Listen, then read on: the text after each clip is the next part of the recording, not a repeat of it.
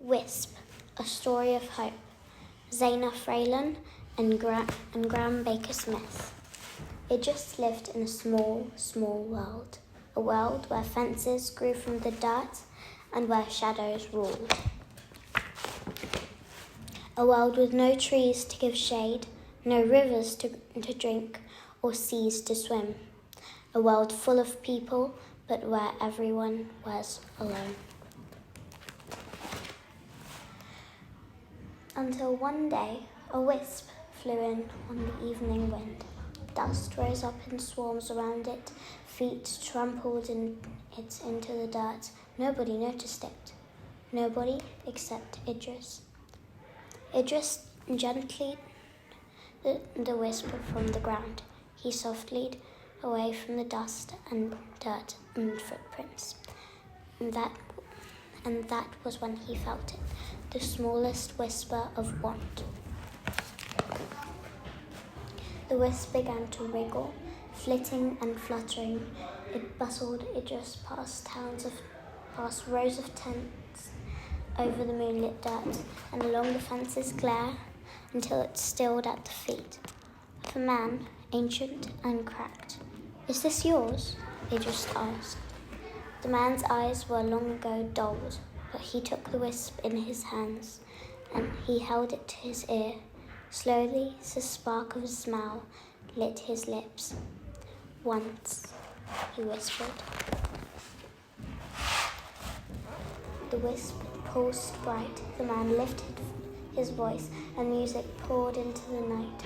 A swelling sea of rememberings twirled on the air and shimmered in the breeze.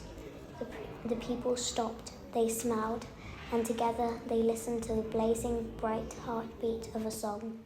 And when the man's voice quietened, there was just the hint of a hum in his step and a bright in his eyes where the dullness no longer settled. When the next wisp flew in on the evening wind, he just knew what to do. He let himself be bustled past and over and along until the wisp found who it was seeking. The woman looked at Idris, sad etched deep into her face. She held the wisp to her ear. A light flickered softly in her eyes. "Once," she whispered, and the wisp quivered with delight. The memories spun from the woman's fingers and rippled through the air. A forest blossomed from the dirt and pulled free a storm. The people stopped, they smiled, and together they watched as the thunder of colours rained down from the sky. And when the woman's fingers stilled, there was just a splash of happy in her words, and the sad on her face was not as deep as before. More days passed, and more wisps flew in on the evening wind. Onces were whispered, and rememberings released. He just tasted the pull of the moonlight, explored the soft scents of new knowings. He felt the rumbles of the earth and the tremble of stories from 1,000 kingdoms. Then one evening, a wisp appeared that did not wriggle or flutter or flit. Instead, it settled at Idris's feet, and Idris wondered, was this wisp meant for him? He waited and waited, but no memories appeared.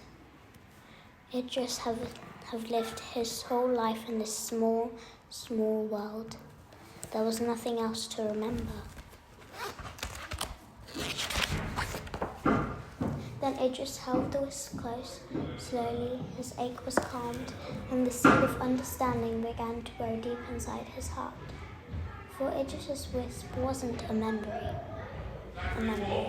It was a promise. Idris felt his feet begin to move and his arms begin to shake. He danced free his promise, sending it shooting from the stars and bright soaking the dirt.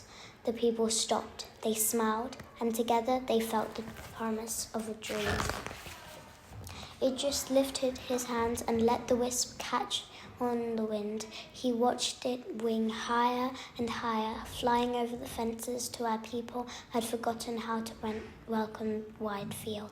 It splashed in the rivers and danced in the trees. It carried with it the heartbeat of a song and the colours of rain, the scent of new knowings and the tremble of stories from 1,000 kingdoms. The promise grew stronger with each person it touched. Soon it whispered, someday. Imagine what it's like to flee your home in fear, to arrive in a new country with nothing but your life. You've survived, but how will you live? At St John's Green, we support Refugee Action, who help refugees who've survived some of the world's worst regimes.